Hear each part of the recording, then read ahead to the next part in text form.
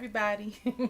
It is me, Danielle J. Mitchell, your up and coming queen of real estate. And I want to get started on today's and this week's Tuesday tip or two. Okay, so I'm excited to share about this one.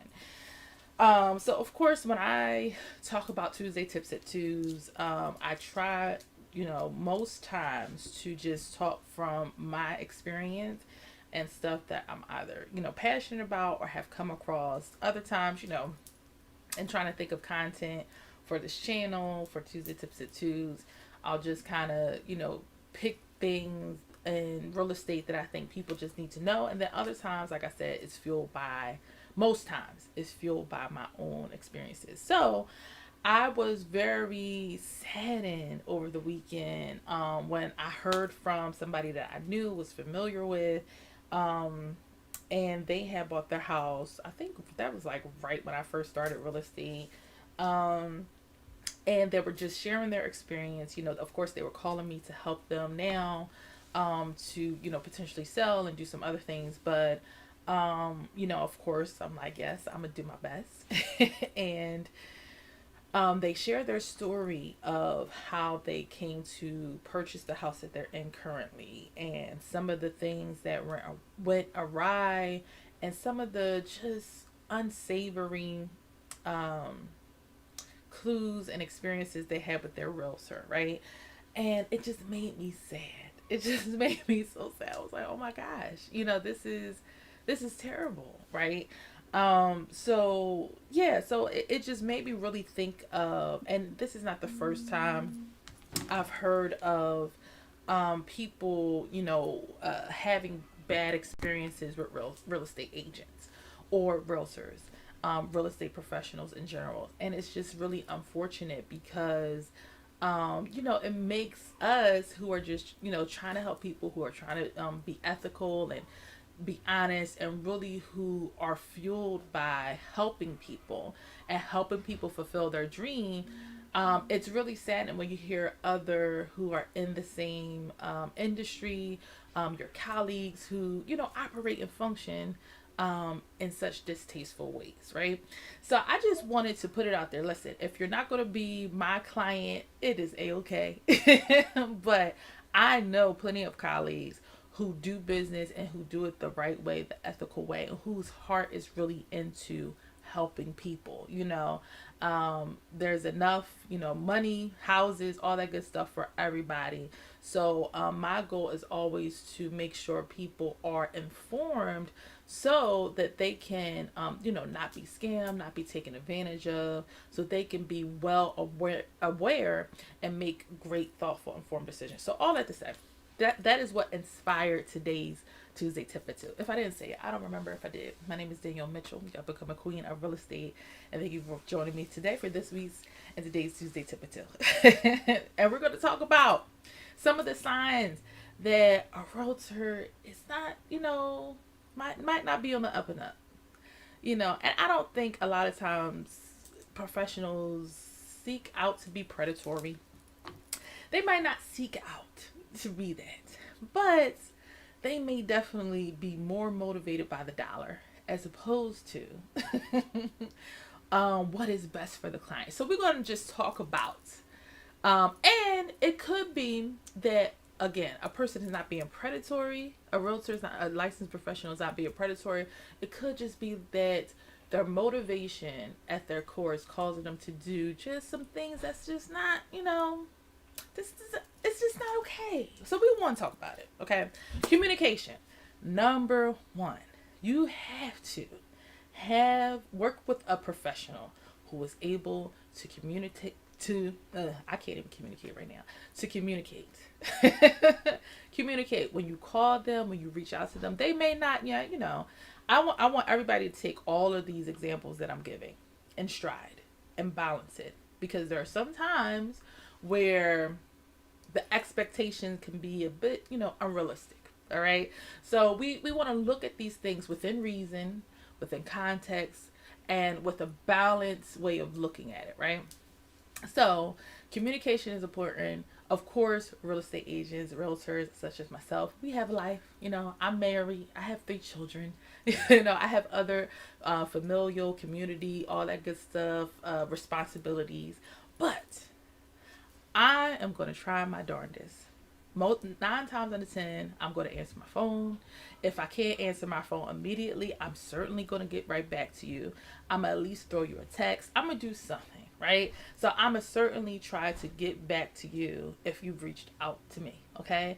I'm going to certainly continue to follow up, right? But all that to say is you want to find a professional that communicates. Have to communicate. When you call them, they're able to answer. And not only just communicate, right, as far as being accessible, but as well as being able to articulate the real estate process, to articulate the situations that are going on. I like to call myself a teaching real estate agent, of course, based on Tuesday Tips and Twos, talking a lot. But I want to make sure that my clients are in the most comfortable position that they can be in and set them up for success. I don't want my clients to feel like after they bought the house that, the wool was pulled, over their eyes and now it's been pulled back, right? I don't want it to be that. I want clients to understand exactly what they're getting into as much as possible, right? Another thing, so communication is key. Is key. I run into a lot of professionals, especially when times get a little sticky. Even if it's sticky times, even if it's just, crunch time, it's hard conversations. Communication is so vital, okay? So another thing, another sign is that there's lack of administration. Now, you may not know this up front, okay? You may not recognize this up front. But what you'll be able to recognize, how you're able to determine this, is just, the paperwork that you're signing. You may not know all the ins and outs regarding that paperwork, right?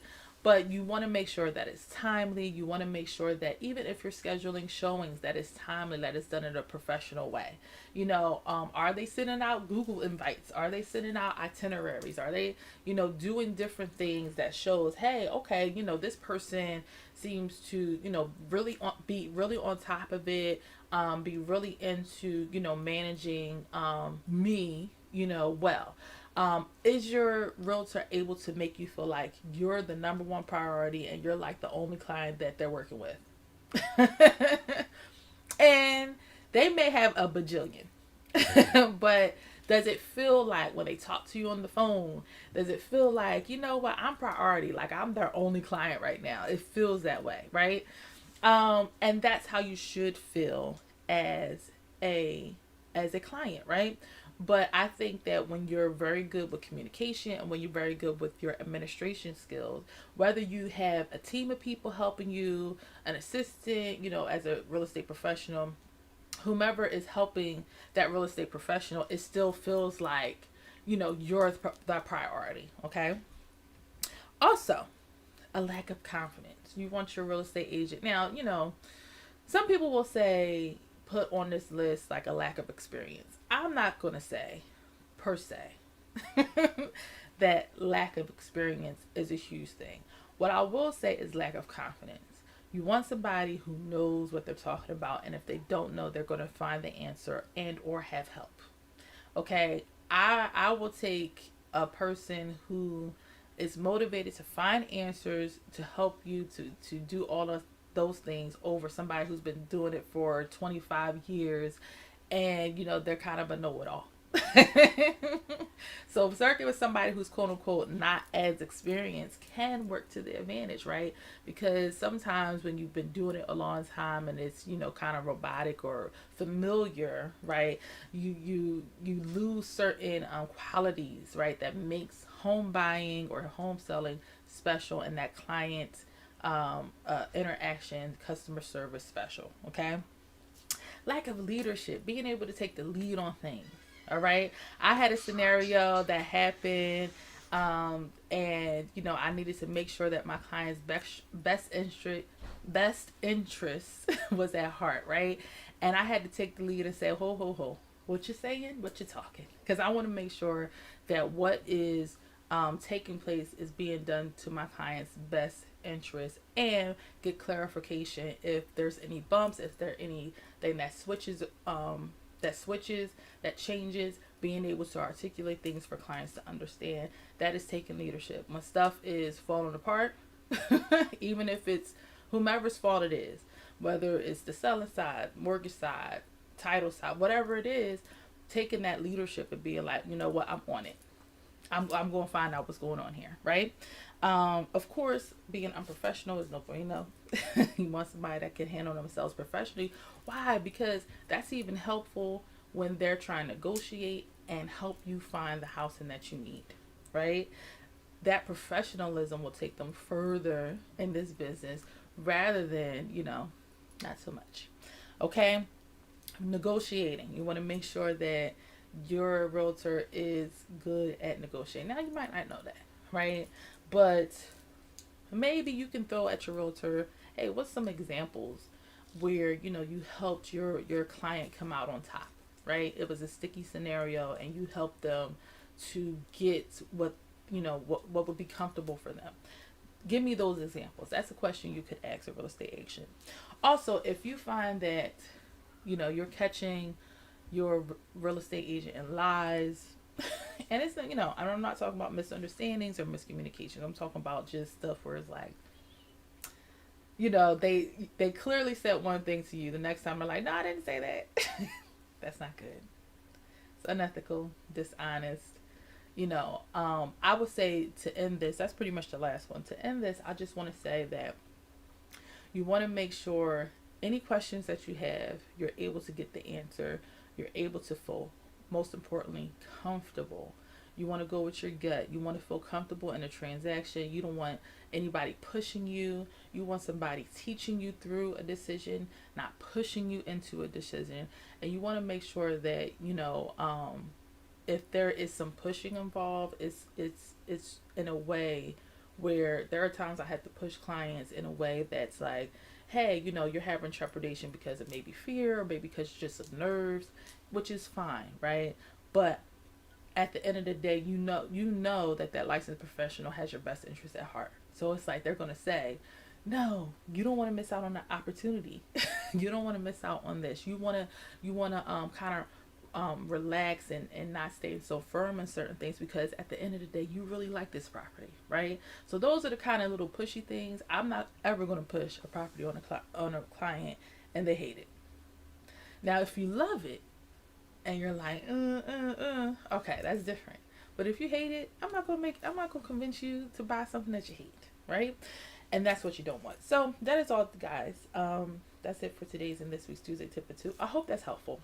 To my colleagues, if you're mad at this, hey, you're probably the person to talk about.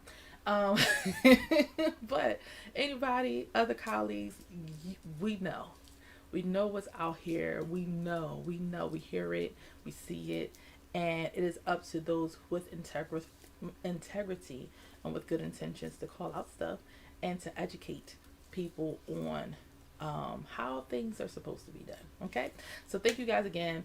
Listen, you know what to do. Subscribe. I think it's over here somewhere. Subscribe, like, comment, share if this was helpful to you. If you know of some people, family members, friends who are having some bad scenarios, listen, there's an out for them. There are options, okay? You can go to book.djmrealtyco.com to schedule a free consultation to talk about buying a home or selling your current one, or doing both, okay? That's it. Thank you. There's no place like home. There's no place like home buying. And I'll talk to you guys soon. Bye.